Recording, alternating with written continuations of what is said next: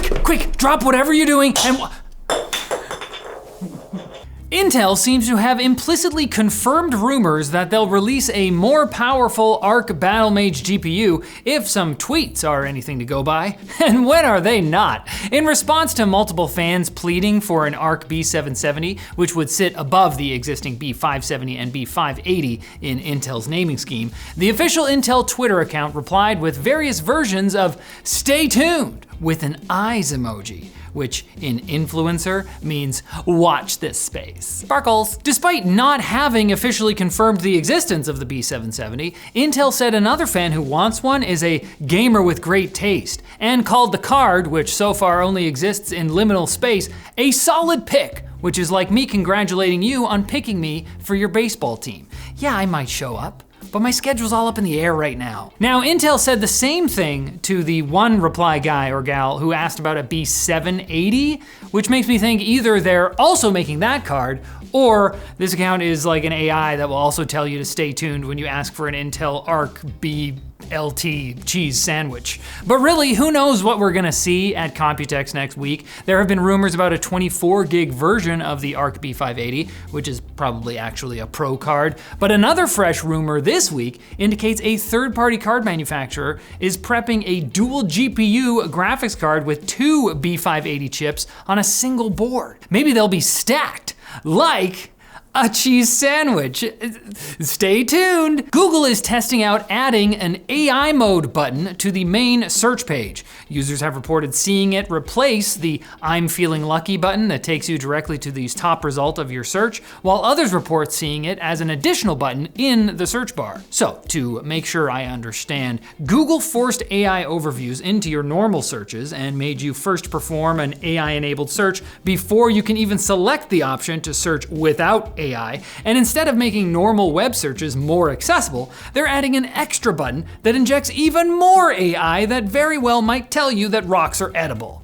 Very cool. We're making products for human people, we're not being evil, got it. But you know what, it's okay, because Google is offsetting this nonsense with improved spam and scam protections for Android, which will stop you from disabling Google Play Protect, sideloading, or granting extra permissions while on a call, and it will warn you about scams if you open a banking app while screen sharing with an unknown contact, which I probably should just also not do that. These add to the existing scam detection tools in calls and messages added this year, which are entirely processed on device, supposedly, and there's also a new key verifier feature that will let you confirm the identity of the contact you're talking to using cryptographic keys. Somebody send this to the Department of Defense. Stat! Google also showed off and confirmed the new design language that had previously leaked, coming with Android 16, called Material 3 Expressive, which is definitely going to bring in so many Gen Zers who were like, I thought Android was cringe, but I see myself here. Color blocks on the Google logo, make that a gradient, and I'm on board. Watch this space. House Republicans have slipped language into the proposed budget reconciliation bill that could ban US states from enforcing any locally passed AI regulations for 10 years. It's a strange move because the rest of the bill is about completely unrelated stuff like cuts to Medicaid, but it's not the only wacky AI-related bill in the House right now. Senator Tom Cotton introduced his own bill that proposes putting tracking chips in all high-performance AI processors so we can protect children.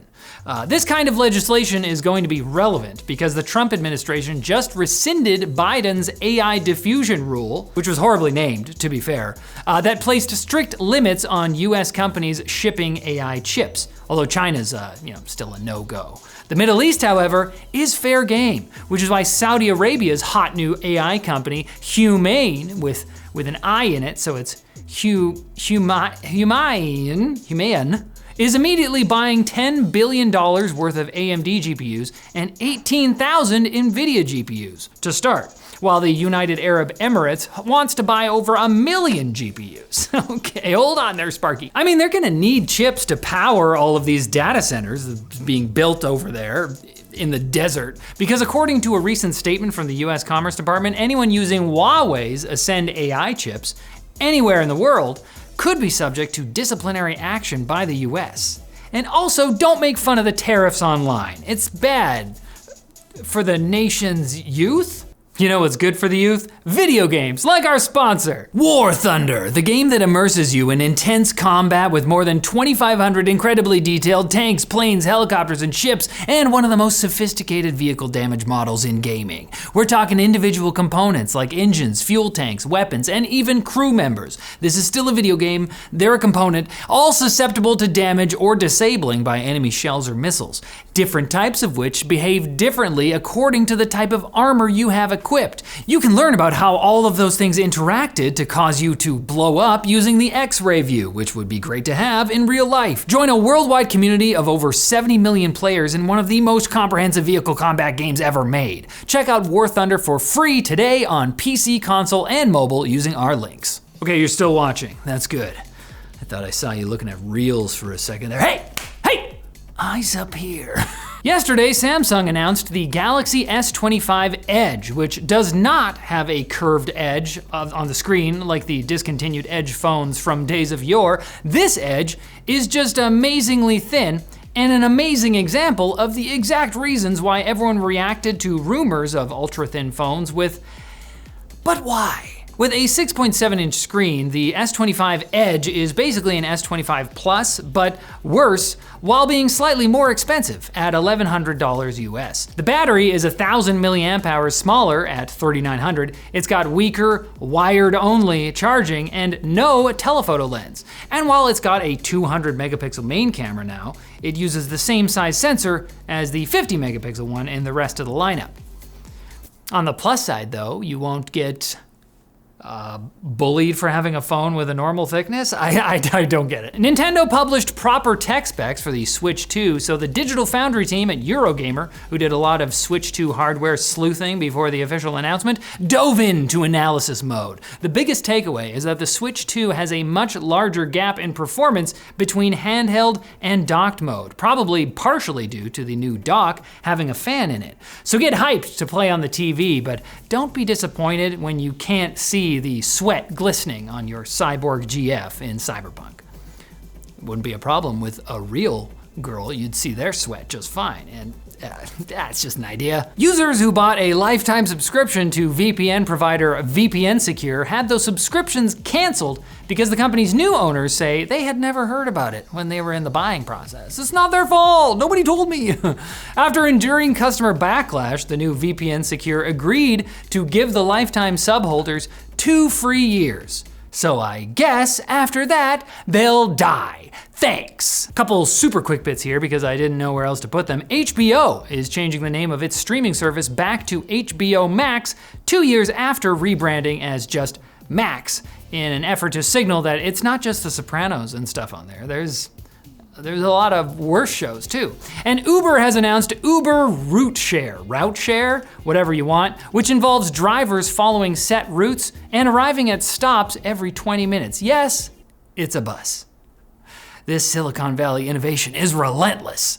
And scientists at the FOM Institute for Molecular and Atomic Physics in Amsterdam built a robot powered entirely by air being pushed through tubes, like a wacky inflatable tube man. But he's alive now. Apparently, without any programming. The robot's leg movements begin as a chaotic mess, but then naturally synchronize through the power of raw physics, unlike other robots, which don't involve physics at all. The bot even switches to an alternating limb method in water. Wild. I'm not gonna lie though, the real reason I included the story is because Ars Technica's title and subtitle sounds like a string of creative insults. You're a brainless robot that runs on air. You're a stotting gazelle that swims like a dog. You have an air of stilted vapidity about you. Begone. Hey, I'm sorry. I didn't mean that, okay? Look, how about to make it up to you, you come back here on Friday for more tech news and we'll call it even, okay? Don't look away yet.